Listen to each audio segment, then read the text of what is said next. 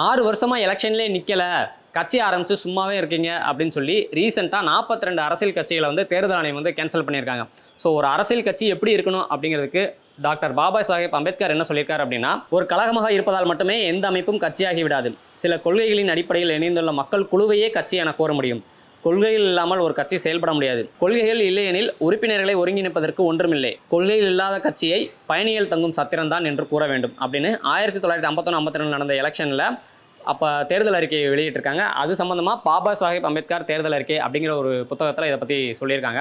அப்போ பார்த்தீங்கன்னா 1951, 52 பொது தேர்தலில் பார்த்தீங்கன்னா 14 தேசிய கட்சிகள் போட்டியிட்டாங்க. அதில் வந்து தலித் மக்கள் சார்பாக All India Scheduled Caste Federation அப்படிங்கிற ஒரு கட்சியும் போட்டியிட்டுச்சு.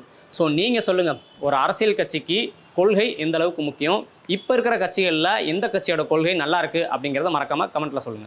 ஆரோக்கியமான வாழ்க்கைக்கு ஆராவில் ஹெல்த் மிக்ஸ் auravil.in வெப்சைட்ல இருந்து வாங்கலாம்.